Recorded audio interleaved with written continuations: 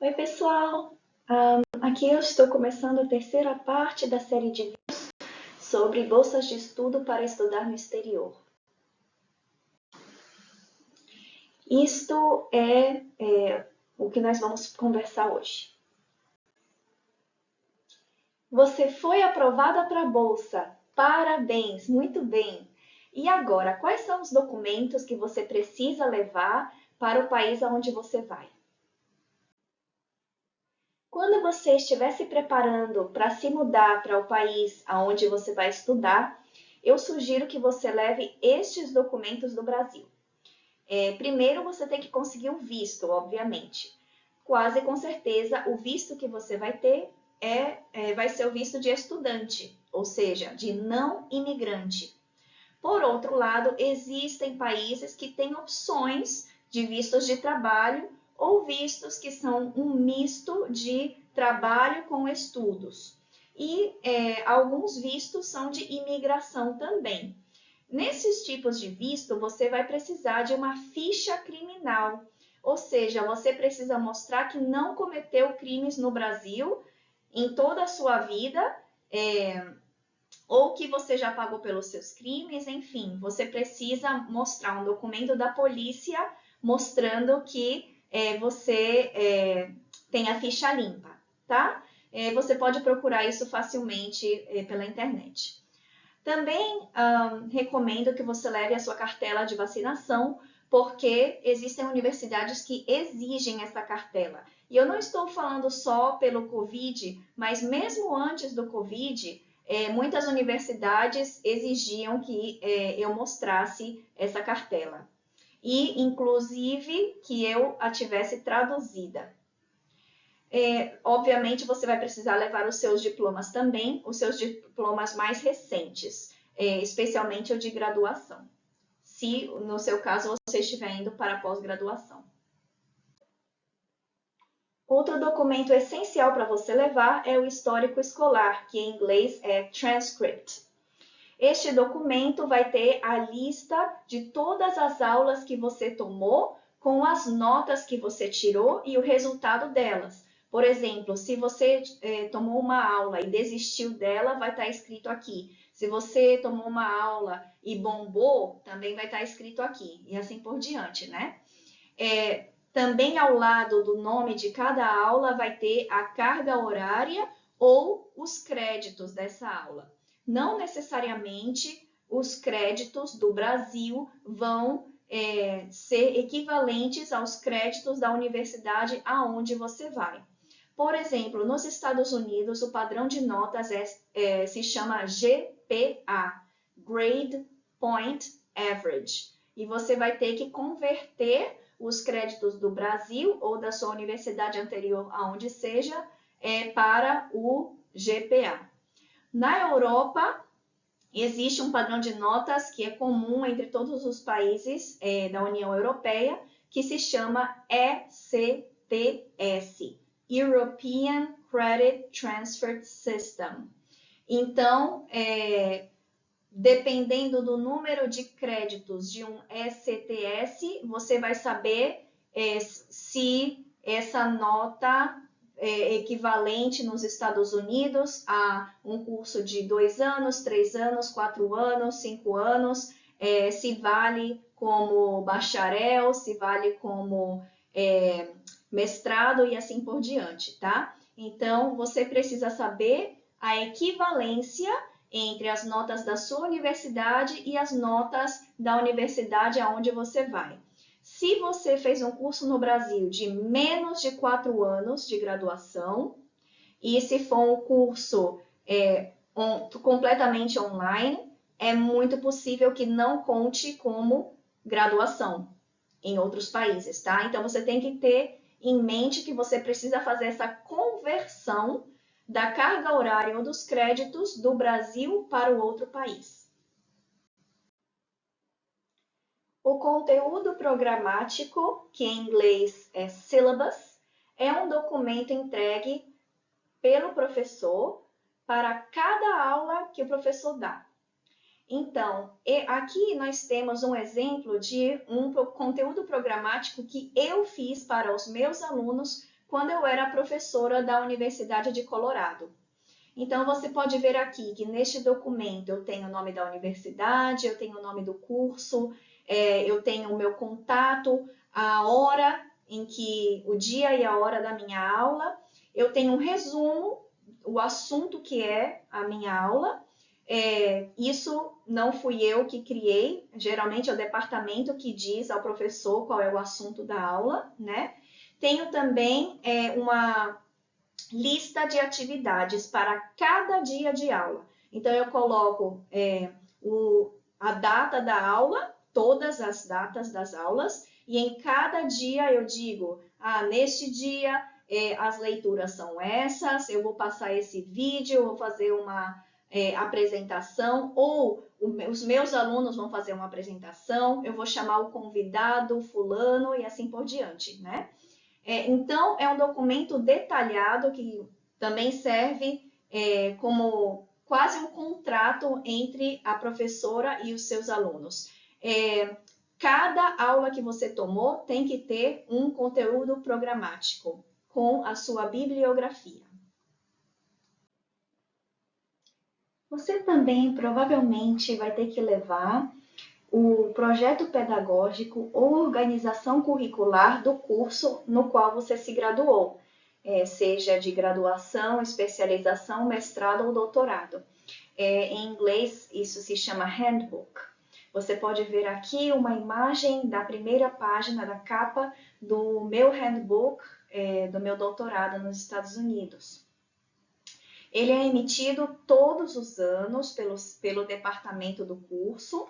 Ele tem as regras para se graduar. Por exemplo, na minha universidade, para eu conseguir o doutorado, eu precisava passar por uma prova. E isso era um pré-requisito para eu poder terminar o doutorado. Esse handbook também vai dizer a duração do curso. Existe uma diferença entre o ideal e a realidade. Ele vai dizer, por exemplo, que você precisa terminar o doutorado em 4 anos. Isso não significa que você realmente terminou em 4 anos, claro.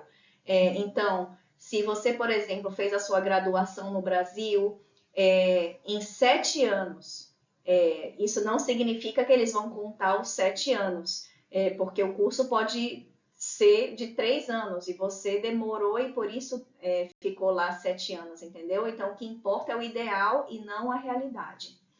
Esse handbook também vai ter uma lista de aulas que o seu departamento oferece e a lista de professores do departamento. Também é importante que você tenha o maior número possível de cartas de recomendação. Essa carta de recomendação deve ser em papel timbrado, ou seja, deve ter a logomarca aqui em cima da página, com a data atual, as datas do trabalho, o mais precisas possível. Por exemplo, do dia 1º de janeiro de 2010 ao dia 15 de agosto de 2015, por exemplo. Também com a lista de tarefas, dizendo, fulano, você, né, fez isso, isso e isso, e foi especialmente bom em fazer tal coisa, entendeu? Depois a assinatura da pessoa, e quanto mais importante essa pessoa for dentro da empresa, melhor, com o contato profissional, ou seja, o e-mail dessa pessoa. Se o e-mail for profissional, melhor ainda, ou seja, se for um Gmail, por exemplo, ou um Hotmail, não é tão importante quanto se for @ e o nome da empresa, .com, entendeu?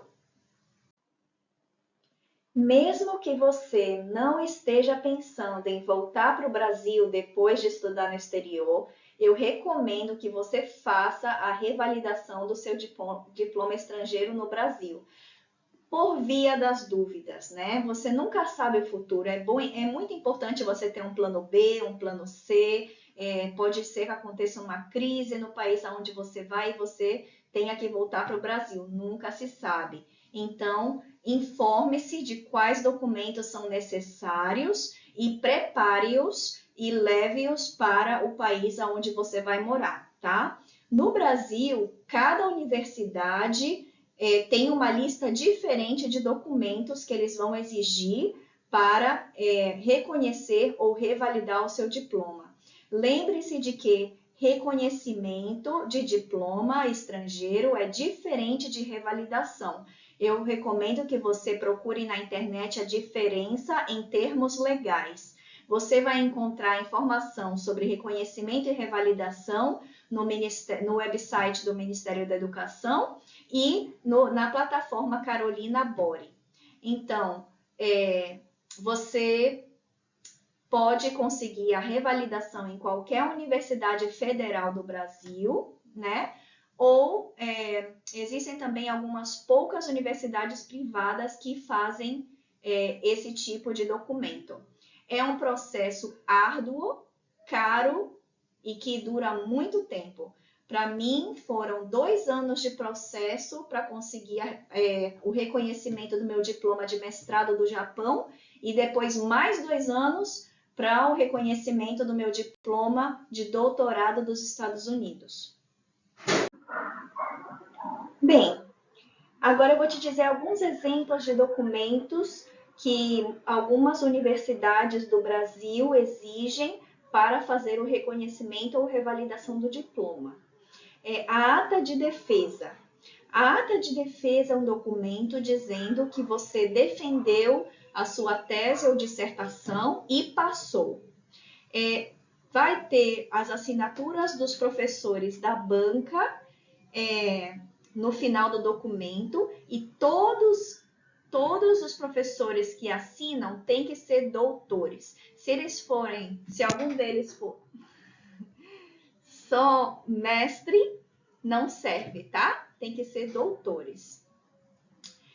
Vai dizer também a nota, se é excelente, se é uma nota mediana ou se é só passável. Vai ter também o dia, a hora e o lugar da defesa e, obviamente, as assinaturas com os títulos desses professores. Outro exemplo de documento que podem pedir é o comprovante de residência no exterior, dizendo que foi 100% presencial e, portanto, você morava no endereço tal. Um comprovante de que você esteve hospedado num hotel não serve. Tem que mostrar que você realmente morou no país. Também comprovantes de mérito. Por exemplo, comprovante de que você recebeu bolsa, de que você recebeu algum prêmio, publicações, apresentações em congressos, etc. Só ir a um congresso não conta. Você tem que realmente apresentar o seu trabalho no congresso para que conte como algo meritório. Também comprovantes de estágios ou empregos acadêmicos que vão ser muito similares às cartas de recomendação que eu mostrei num slide anterior. Isso tudo é para reconhecimento e revalidação de diploma no Brasil. Mas se você quiser morar em outro país, o processo vai ser diferente. Existem países que não exigem esse tipo de burocracia, que é o caso dos Estados Unidos, não exige. Ou se exigir, alguns países são mais estritos do que outros, né? E mais burocráticos do que outros. Por exemplo, eu tenho uma colega que é da Argentina que falou que o processo dela foi 4 meses. Por outro lado, eu moro no Uruguai e aqui eu tenho uma amiga que já faz mais de 3 anos que está tentando revalidar e até agora nada. Então, cada país é diferente. Aqui no Uruguai, por exemplo, só existe uma universidade que faz esse tipo de processo, que é a UDELAR, a Universidade Federal. E ela exige que você passe numa prova. Então, veja bem qual é o processo pelo qual você precisa passar para ter o carimbo no seu diploma. Quando você estiver morando em outro país, provavelmente você vai adorar e é bem possível que você queira morar fora para o resto da vida ou pelo menos por um período mais longo, né? Então, é possível que você pense em continuar os seus estudos ou no mesmo país em que você vai estar, ou em outro país. Foi o meu caso, por exemplo. Eu fui fazer mestrado no Japão e quando estava lá, eu decidi que eu queria fazer o meu doutorado em outro país. Então, eu fiz doutorado nos Estados Unidos. Se você quiser aplicar para pós-graduação em outros países, enquanto você já está fora, muitos dos documentos vão ser os mesmos que você precisaria para revalidar o seu diploma no Brasil. Você vai precisar dos seus diplomas e verificar se eles precisam de reconhecimento ou revalidação.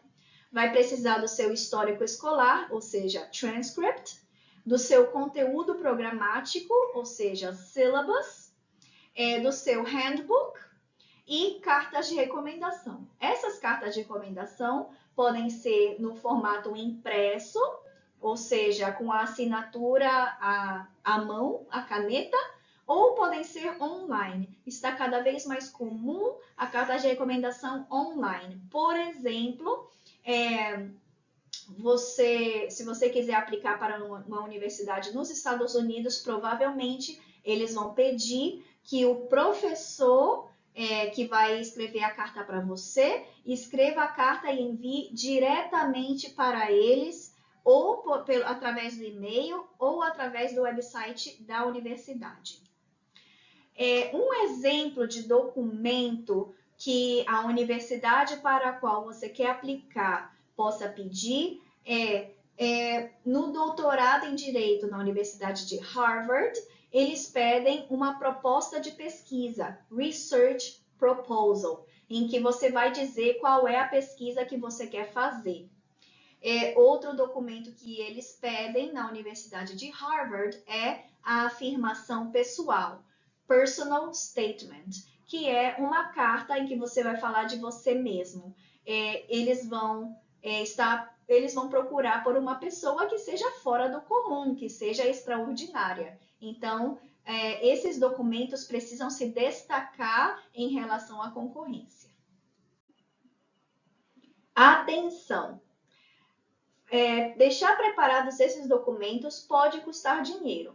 Se, por exemplo, a universidade exigir tradução juramentada ou cópias autenticadas, isso pode custar dinheiro. Então, informe-se para ver se você precisa juntar um dinheirinho para isso. Também é possível que você precise de um certificado de autenticação da Convenção de Haia. Existem muitos países que assinaram um acordo dizendo que os documentos acadêmicos valem igual em todos os países. Então, neste caso, você vai precisar de um carimbo ou selo da Convenção de Haia, como eu mostro aqui nessa imagem. Existem países que não assinaram esse acordo e, neste caso, você vai precisar de um carimbo do consulado. E talvez outros documentos mais. Informe-se, tá? Outra coisa que pode custar dinheiro é se você quiser aplicar para outra universidade, essa universidade pode pedir que a universidade anterior envie os documentos pelo correio diretamente para eles, como cartas de recomendação, diplomas e histórico escolar. Neste caso, você vai ter que pagar para que a sua universidade envie os documentos pelo correio para a nova universidade. É possível que você não tenha tempo, dinheiro, energia ou conhecimento suficiente para passar por todo esse processo de revalidação, reconhecimento de diploma, aplicação para universidades. Se você tiver um dinheirinho sobrando, contrata um advogado ou uma firma de advocacia para te ajudar nesse processo, tá bom? Em conclusão, antes de deixar o Brasil, deixe todos os documentos preparados e leve esses documentos consigo, organize-os, guarde-os em pastas com todas as descrições do que você vai encontrar em cada pasta, tudo organizado e bem guardado, porque é possível que você vá precisar desses documentos, tá? E se for em formato digital, mesma coisa, em pastas bem organizadas dentro do seu computador e também num HD externo, num pendrive e na nuvem, como seja, tá? Durante os seus estudos fora, vá logo providenciando todos os documentos. Não deixe para a última hora. Não deixe para o momento em que você está escrevendo a sua tese ou dissertação, em que você está defendendo a sua tese ou dissertação, em que você está fazendo as malas para voltar para o Brasil. Não faça isso, porque você vai estar super ocupado e não vai ter tempo para fazer essas coisas, tá? Então, prepare-se, deixe as listas de documentos que você precisa prontas para você ir fazendo uma checklist e vendo quais documentos você ainda precisa, tá bom? Boa sorte na sua aplicação.